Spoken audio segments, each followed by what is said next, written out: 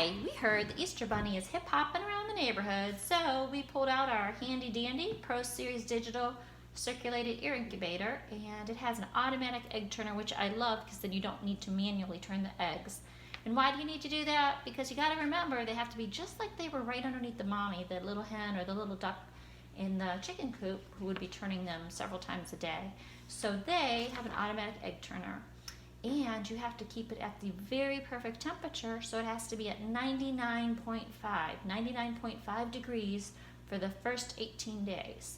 And also, it has to be just the right amount of moisture in the air, so 40 to 50% moisture humidity. If it's too much or not enough, then bad things happen. You might not get your little chickies to hatch, or they might become shrink wrapped in their little egg and not able to get out because it's kind of like they're glued in there. So you have to be really, really, really careful that you keep them from, at the 99.5 for the first 18 days, and then 40 to 50% humidity. And here's a little picture of what happens. They start off, and just after a day or so, you see the little heartbeat, and then every day they grow a little bit more until they become little chickies. Or little ducklings, because we're going to have both, and we're actually even going to have turkeys too. So if you look, I have my incubator, and I have my water that I added to it. And I even have a little thermostat here so I can check and see myself. Put it in there. And it tells me every day what it is. As soon as you lift that lid, you'll watch. It was 85 point. Now see how it keeps dropping? 84. And then it'll drop to 83.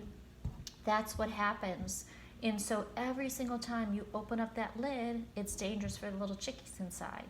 So you don't want to go in there and you don't want to mess with them every day. You just want to check on them here and there, very rarely, to make sure that they're okay. And we're going to do something called candling, which means when it's all dark and you put a little flashlight underneath, you can see the little chick moving inside of it. So that's all for now. Let's go see if we can figure out where that Easter Bunny's at.